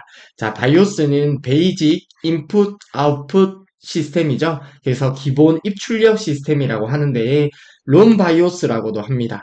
자, 저희가 롬 배웠죠. 저희가 배웠던 롬, 램 해당 부분 기억 안 나시면 안 됩니다. 자, 저희가 롬은 리드 온리 메모리였죠. 즉 읽기 전용 메모리인데 읽기 전용 메모리로서 비위활성 메모리가 바로 롬이었습니다. 자, 해당 부분 기억하셔야 돼요. 자, 아무튼 이 바이오스가 롬에 저장되어 있기 때문에 롬 바이오스라고도 합니다. 자, 해당 부분 기억나시죠? 자, 바이오스 간단하게 살펴볼게요. 바이오스는 하드웨어 작동에 필요한 기본 입출력 장치나 메모리 등의 명령을 모아놓은 프로그램이 바이오스라는 장치가 됩니다. 그리고 전원이 켜지면 포스트가 파워 온 셀프 테스트라고 했습니다. 저희가 컴퓨터를 키면 불이 껌뻑하죠. 그러한 과정들이 이 포스트 과정이에요. 전원이 켜지면 포스트를 통해 컴퓨터를 점검하고 사용 가능한 장치들을 초기화하는 역할이 바이오스에서 합니다. 자, 그래서 저희가 이렇게 바이오스라는 장치가 있고요. 이 바이오스 안에 어떤 시모스라는 프로그램이 있습니다. 자, 저희 시모스라는 셋업 프로그램도 학습을 했었는데요. 시모스에서 설정 가능한 항목은 외워주셔야 된다고 말씀드렸었습니다. 자, 시모스에서 설정 가능한 게 어떤 게 있는지 간단하게 보겠습니다. 시스템의 날짜와 시간을 설정할 수 있고요. 그리고 하드디스크 타입, 부팅 순서, 시스템 암호, 칩셋 설정과 같은 항목들을 설정할 수 있었습니다. 자, 해당 내용도 꼭 기억을 해주세요. 자, 아무튼 이러한 개념으로 15번 문제 보도록 하겠습니다. 다음 중 바이오스에 관한 설명으로 옳지 않은 것은 이라고 하고요. 보기 1번 보도록 하겠습니다. 바이오스는 메인보드 상에 위치한 EPROM 혹은 플래시 메모리 칩에 저장되어 있다고 하는데요. 우선 보기 1번은 맞는 설명이죠. 바이오스는 어디에 저장되어 있다고 했어요? 롬에 저장되어 있다고 했습니다. 자, EPROM은 롬의 하나의 종류예요. 아무튼 롬에 저장되어 있다는 내용이고요. 플래시 메모리도 롬의 종류였는데 EEPROM이라고 하는 롬의 일종이었습니다. 해당 부분도 롬의 일종으로서 보기 1번은 맞는 설명이 됩니다. 자, 보기 1번에서 이야기하는 거는 바이오스는 롬에 저장되어 있다 라는 내용이 된다고 보시면 됩니다. 자, 보기 2번 볼게요. 컴퓨터의 전원을 켜면 자동으로 가장 먼저 기동이 되고 기본 입출력 장치나 메모리 등 하드웨어의 이상 유무를 검사하는 게 바이오스의 역할이었죠. 보기 2번도 맞는 설명이고요. 보기 3번 시모스 셋업 프로그램을 이용하여 자, 바이오스 안에 시모스라는 프로그램이 있습니다. 시모스 셋업 프로그램을 이용하여 시스템의 날짜와 시간, 부팅 순서 등 일부 바이오스 정보를 설정할 수 있었죠.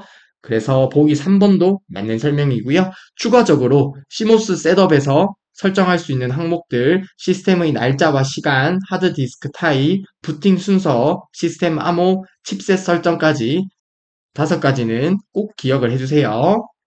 자, 보기 4번입니다. 주기억 장치의 접근 속도 개선을 위한 가상 메모리 페이징 파일 크기를 설정할 수 있다고 하는데요. 자, 전혀 관련 없는 보기입니다. 따라서 정답은 4번이 되겠습니다. 참고적으로 가상 메모리 페이징 파일 크기라는 것을 설정할 수 있는 곳도 있습니다. 제어판에서 설정 가능하긴 한데요. 해당 부분은 학습하시면 더 머리만 아프고요. 그냥 관련 없는 보기라 생각하시고 넘어가시면 되겠습니다. 따라서 15번의 정답은 4번이고요. 자, 해당 내용도 꼭 기억을 해주셨으면 좋겠습니다. 자, 다음으로 16번 문제 보도록 하겠습니다. 다음 중 반도체를 이용한 컴퓨터 보조기억 장치로 크기가 작고 충격에 강하며 소음 발생이 없는 대용량 저장 장치는 이라고 하네요. 자, 우선은 보조기억 장치가 뭔지 간단하게 살펴보도록 하겠습니다.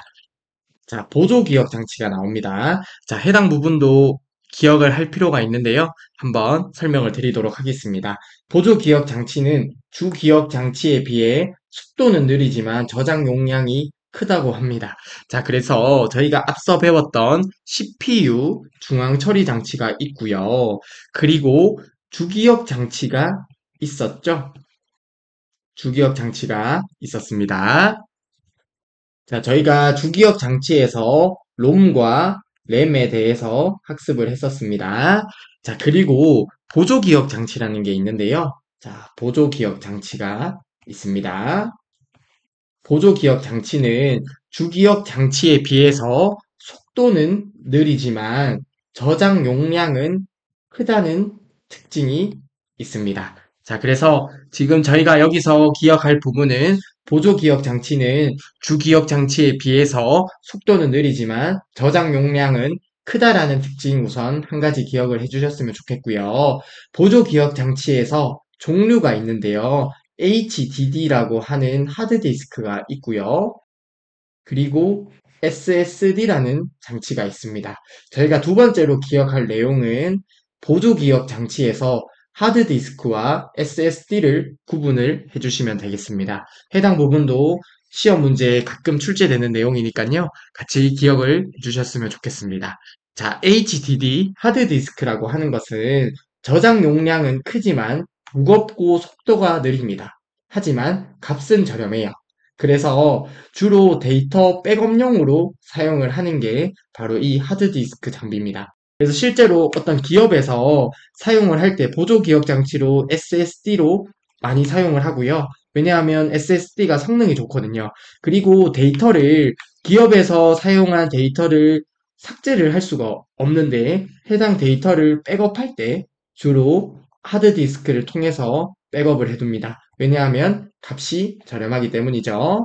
아무튼 하드디스크는 저장 용량은 크지만 무겁고 속도가 느리고 값은 저렴해요. 그래서 주로 데이터 백업용으로 사용한다 라는 점 기억해 주시면 되겠고요. 다음으로 SSD입니다. SSD는 소음이 적고 충격에 강하고 속도가 빠릅니다. 하지만 값은 비싸겠죠. 자, 이러한 특징이 있는 게 이러한 특징이 있는 게 SSD인데요. 해당 SSD를 잘 만들고 잘 판매하는 나라가 바로 저희 대한민국이죠. 대한민국에서 삼성전자와 SK하이닉스가 아주 잘 하고 있는 게 바로 이 SSD입니다. 아무튼 저희가 기억할 내용은 이 보조기억 장치의 종류 2가지를 비교해 주시면 되겠습니다. 자, 16번 문제 보도록 할게요. 다음 중 반도체를 이용한 컴퓨터 보조기억 장치로 크기가 작고 충격에 강하며 소음 발생이 없는 대용량 장치는 어떤 거겠어요? 크기가 작고 충격에 강하고 소음 발생이 없는 장치는 SSD가 되겠죠. 따라서 16번의 정답은 3번이 되겠습니다. 네, 다음으로 17번 문제 보도록 하겠습니다. 다음 중 윈도우에서 시스템 구성에 대한 설명으로 옳지 않은 것은 이라고 하고요. 자, 우선 해당 문제 같은 경우에 사실 출제 빈도가 아주 낮습니다. 그래서 크게 학습할 내용은 없습니다. 제가 이렇게 말씀드리는 이유는 해당 부분에서 학습을 하는 것보다 출제 빈도가 낮기 때문에 혹시 이해가 안 가시는 분 같은 경우는 그냥 넘어가셔도 됩니다. 저는 간략하게만 좀 설명을 드리고 넘어가도록 할게요. 자, 바로 문제 한번 보도록 하겠습니다. 보기 1번, 윈도우가 제대로 시작되지 않는 문제를 식별하도록 도와주는 도구라고 하는데요. 우선 보기 1번은 맞는 설명이 됩니다. 해당 시스템 구성에서 저희가 윈도우를 시작할 때 어떤 게 문제가 되는지를 식별하기 위해서 어떤 서비스를 제외하고 윈도우를 구동할 수 있습니다. 그러면 그렇게 하다 보면 어떤 프로그램 또는 어떤 서비스가 문제인지 알 수 있는 거겠죠. 그래서 보기 1번에 나타난 윈도우가 제대로 시작되지 않는 문제를 식별하도록 도와주는 도구는 맞습니다. 보기 1번의 설명은 맞는 설명이고요. 보기 2번 보겠습니다. 시작 모드 선택에서 선택 모드는 기본 장치 및 서비스로만 윈도우를 시작하여 발생된 문제를 진단하는 데 유용하다고 하는데요. 우선 보기 2번이 틀렸습니다. 따라서 17번의 정답은 2번이 되고요. 문제를 풀고 나서 제가 실습을 통해서 간단하게 보여드릴 건데요. 해당 부분은 선택 모드가 아니라 진단 모드가 됩니다. 그래서 시작 모드 선택에서 진단 모드는 기본 장치 및 서비스로만 윈도우를 시작하는 게 되고요. 그래서 해당 선택 모드가 잘못됐기 때문에 정답은 2번이 되겠습니다. 보기 3번 볼게요. 한 번에 하나씩 공용 서비스 및 시작 프로그램을 끈 상태에서 윈도우를 재시작한 후 다시 켤 때 문제가 발생하면 해당 서비스가 원인임을 알 수 있다. 보기 3번은 맞는 설명이죠. 제가 위에서 말씀드렸던 내용이에요. 자, 윈도우를 시작할 때 1번부터 100번까지의 프로그램을 실행을 해야 되는데 실행할 때 어떤 서비스나 시작 프로그램을 끈 상태에서 윈도우를 시작하게 되면 어떤 게 문제였는지 알 수가 있는 거죠. 그리고 보기 4번입니다. 부팅 옵션 중 안전 부팅의 최소 설치를 선택하면 중요한 시스템 서비스만 실행되는 안전 모드로 윈도우를 시작할 수 있습니다. 그리고 네트워킹은 사용할 수 없다고 하는데요. 해당 부분도 맞고요. 네트워킹을 사용할 수 있도록 따로 선택은 할 수 있습니다. 그래서 보기 4번에서 안전 부팅의 최소 설치는 중요한 시스템 서비스만 실행되는 안전 모드로 시작한다는 내용은 맞는 설명이 됩니다. 따라서 17번의 정답은 우선 2번이 되고요. 자, 해당 시스템 구성을 제가 실습을 통해서 간단하게 보여드릴게요. 혹시나 해당 부분을 보고 싶다고 하시는 분이 있으실까봐 보여드리기는 하는데요. 앞서 말씀드렸듯이 출제 빈도가 굉장히 낮습니다. 그래서 해당 부분에서 이러한 보기들을 외우거나 학습할 때 시간 낭비를 크게 많이 안 하셨으면 좋겠습니다. 아무튼 한번 시스템 구성 같이 살펴보도록 하겠습니다.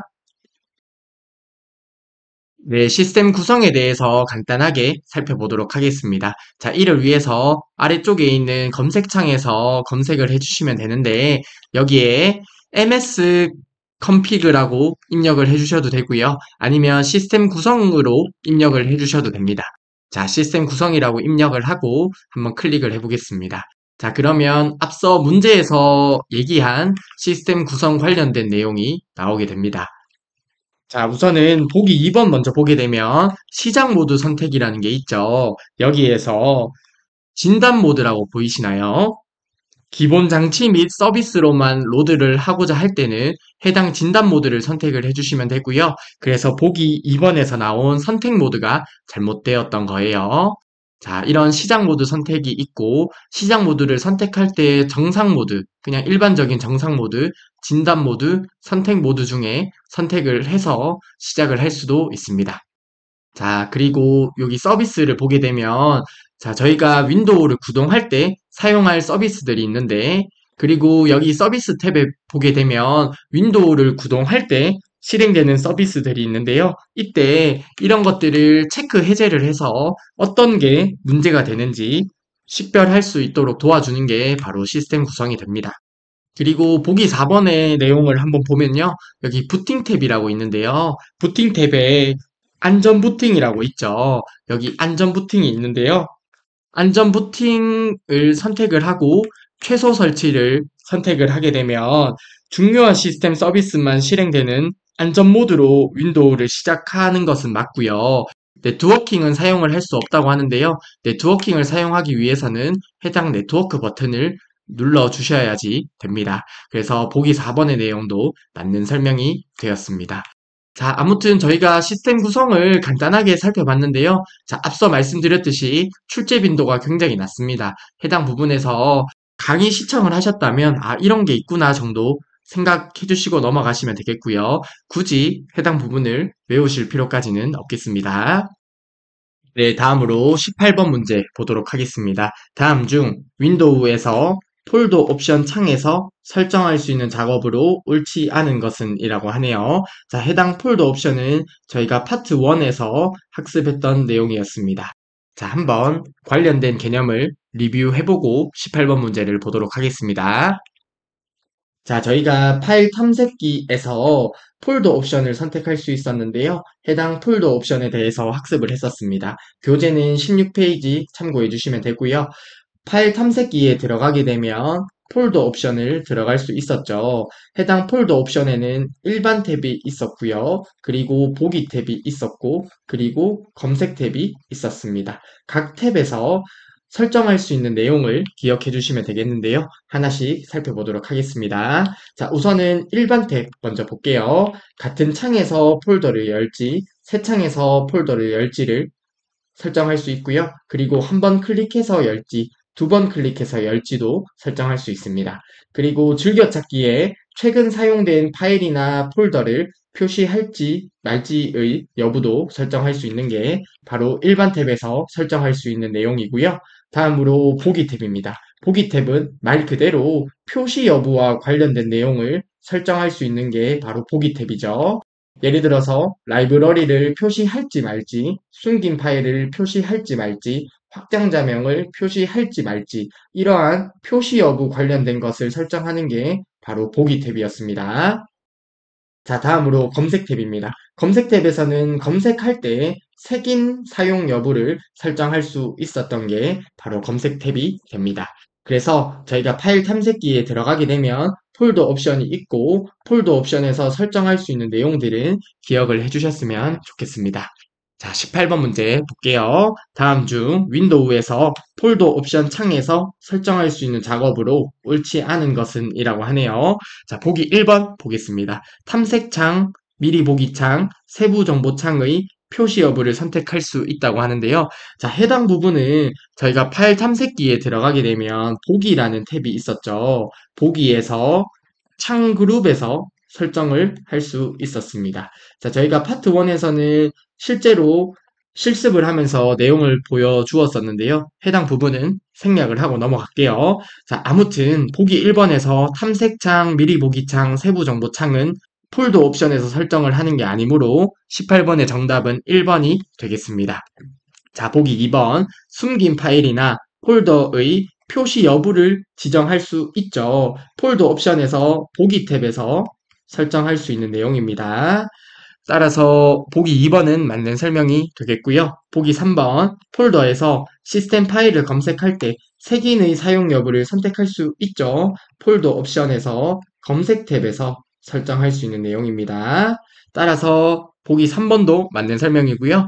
보기 4번입니다. 알려진 파일 형식의 파일 확장자명을 숨기도록 설정할 수 있죠. 어디에서 할 수 있었나요? 보기 탭에서 표시 여부 관련된 내용이니까 보기 탭에서 설정할 수 있습니다. 따라서 보기 4번도 맞는 설명이 되겠고요. 18번의 정답은 1번이 되겠습니다. 자, 이런 탐색창, 미리 보기창, 세부 정보창의 표시 여부는 보기에서 창 그룹에서 설정할 수 있습니다. 네, 다음으로 19번 문제 보도록 하겠습니다. 다음 중 윈도우에서 백업과 복원에 관한 설명으로 옳지 않은 것은 이라고 하고요. 자, 백업, 복원, 익숙한 용어죠. 자, 백업은 말 그대로 복구용으로 파일을 하나 더 만드는 것을 백업이라고 하고요. 복원 같은 경우는 백업한 파일을 복구하는 것을 복원이라고 합니다. 해당 백업과 복원에 관한 내용이 문제에 나왔네요. 자, 저희가 백업 그리고 복원 관해서 기억할 내용은 해당 부분만 기억을 해주시면 되겠습니다. 자, 백업과 복원 관련된 내용 중에 해당 부분만 기억을 해주시면 되겠는데요. 자, 간단하게 말씀을 좀 드려보겠습니다.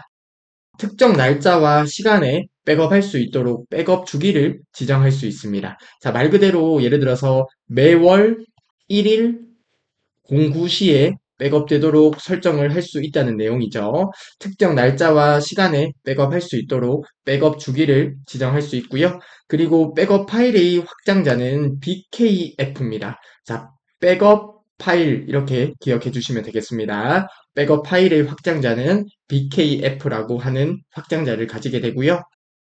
그리고 백업 파일을 복원할 때 복원 위치를 지정할 수 있습니다. 당연히 복원 위치를 지정할 수 있게 만들어 두었겠죠. 자, 원래 위치로 복원을 하거나 아니면 사용자가 특정 위치를 지정해서 복원할 수 있습니다. 그래서 복원 위치도 지정 가능하고요. 여러 파일이 백업되어 있는 경우 그 중에서 원하는 파일만 선택해서 복원할 수 있습니다. 즉, 백업을 이렇게 받았는데 제가 여기서 복원하고자 하는 파일이 해당 부분이에요. 그러면 해당 파일만 복원할 수 있다는 내용이 됩니다. 자, 아주 당연하게 읽어보시면 크게 이해되는 데는 문제가 없을 거라 생각하고요. 해당 개념을 바탕으로 19번 문제 풀어보도록 하겠습니다. 보기 1번입니다. 특정한 날짜나 시간에 주기적으로 백업이 되도록 예약할 수 있다고 했었죠. 보기 1번은 맞는 설명이 되고요. 보기 2번입니다. 백업에서 사용되는 파일의 확장자는 백업 파일 BKF다. 맞는 설명이고요. 보기 3번입니다. 백업된 파일을 복원할 때 복원 위치를 설정해 줄 수 있습니다. 원래 위치로 복원하거나 아니면 특정 위치를 지정할 수 있다고 했었죠. 그래서 보기 3번도 맞는 설명이 되고요. 그러면 정답은 4번이 되겠네요. 자, 보기 4번입니다. 직접 선택한 폴더에 있는 알려진 시스템 폴더나 파일도 백업할 수 있다고 하는데요. 자, 우선은 보기 4번이 틀렸습니다. 보기 4번이 틀렸고요. 자, 직접 선택에서는 해당 알려진 시스템 폴더, 예를 들면 윈도우 같은 게 있습니다. 윈도우 같은 알려진 시스템 폴더나 파일은 백업할 수 없습니다. 자, 해당 보기 4번 이해 안 가시면 넘어가셔도 되고요. 중요한 보기도 아닙니다. 자, 아무튼 보기 4번은 잘못되었고요. 백업과 복원 관련된 내용은 앞서 개념 부분에서 말씀드렸듯이 해당 부분만 기억하셔도 충분하고요. 저는 보기 4번이 왜 안 되는지 실습 통해서 간단하게만 좀 보여드리도록 하겠습니다. 아무튼 19번의 정답은 4번이 되겠습니다. 네, 19번에 있는 보기 4번 보기를 간단하게만 확인을 한번 해볼게요. 자, 우선은 아래쪽에 있는 검색 상자에서 제어판을 실행해 보겠습니다. 자, 여기에 제어판이라고 입력을 하고요. 그렇게 되면 여기 백업 및 복원이라고 보이죠? 해당 백업 및 복원을 눌러주도록 하겠습니다. 자, 그러면 여기에 백업 설정이라는 공간이 있는데요. 백업 설정 눌러주시고요. 네, 여기에 백업 대상이 나오게 되고요. 백업 대상을 클릭해 주시고 다음 버튼을 누릅니다. 자, 그러면 이 중에서 자동 선택이 있고 직접 선택이 있습니다. 여기에 문제 보기에 보게 되면 알려진 시스템 폴더나 파일도라고 하죠. 이런 라이브러리 바탕화면 윈도우 기본 폴더에 저장된 데이터 파일. 자, 이런 내용 중에서 윈도우 기본 폴더가 알려진 시스템 폴더나 파일에 해당되는 내용입니다. 자, 그래서 보기 4번에 보면 직접 선택한 폴더라고 하죠. 자, 직접 선택은 아래쪽에서 설정을 하는데요. 직접 선택에서는 알려진 시스템 폴더, 예를 들면 이런 윈도우 기본 폴더와 같은 것은 백업을 할 수 없습니다. 그래서 보기 4번의 보기가 잘못된 설명이고요. 해당 부분은 굳이 기억할 필요는 없습니다. 시험 문제에 잘 안 나옵니다. 네, 다음으로 20번 문제 보도록 하겠습니다. 다음 중 윈도우의 작업 표시줄에 대한 설명으로 옳지 않은 것은 이라고 하네요. 자, 윈도우에서 작업 표시줄에 대해서 간단하게 살펴보고 20번 문제를 풀도록 하겠습니다. 네, 작업 표시줄입니다. 작업 표시줄의 바로가기 메뉴에서 설정 가능한 항목들이 나오는데요. 한번 아래쪽에서 관련된 내용을 살펴보도록 하겠습니다. 작업 표시줄의 위치나 크기를 변경할 수 있습니다. 말 그대로 작업 표시줄의 크기도 변경할 수 있고요. 위치는 아래쪽 말고 위쪽이나 왼쪽, 오른쪽으로도 설정이 가능합니다. 그리고 크기는 화면의 2분의 1까지 늘릴 수 있습니다. 자, 해당 작업 표시줄 관리한 개념 보고 문제를 본 다음에 저희가 실습을 해보도록 하겠습니다. 그리고 작업 표시줄의 단추를 작은 아이콘으로 표시되도록 설정도 할 수 있고요. 작업 표시줄의 숨김 여부도 선택할 수 있습니다. 자, 해당 작업 표시줄 관련된 내용 크게 어렵지 않으므로 기억해 주셨으면 좋겠고요. 자, 20번 문제 한번 보도록 할게요. 다음 중 윈도우에서 작업 표시줄에 대한 설명으로 옳지 않은 것은 이라고 하네요. 자, 보기 1번 보겠습니다. 작업 표시줄의 위치나 크기 변경할 수 있습니다. 크기는 화면의 2분의 1까지만 늘릴 수 있어요. 그래서 보기 1번은 맞는 설명이 되고요. 보기 2번입니다. 작업 표시줄의 단추를 작은 아이콘으로 표시되도록 설정할 수 있습니다. 그래서 보기 2번은 맞는 설명이고요. 보기 3번 작업 표시줄을 자동으로 숨길 것인지의 여부를 선택할 수 있습니다. 그래서 보기 3번도 맞는 설명이 되고요. 보기 4번 보겠습니다. 작업 표시줄에 있는 시작 단추, 검색 상자, 작업 표시 단추의 표시 여부를 설정할 수 있다고 하는데요. 자, 우선 보기 4번이 잘못되었습니다. 여기에 보게 되면 검색 상자도 설정을 할 수 있고요. 작업 보기 단추의 표시 여부도 설정을 할 수가 있습니다. 하지만 작업 표시줄에 있는 시작 단추는 저희가 표시 여부를 설정할 수가 없어요. 즉 반드시 작업 표시줄의 시작 단추는 표시가 되는 거예요.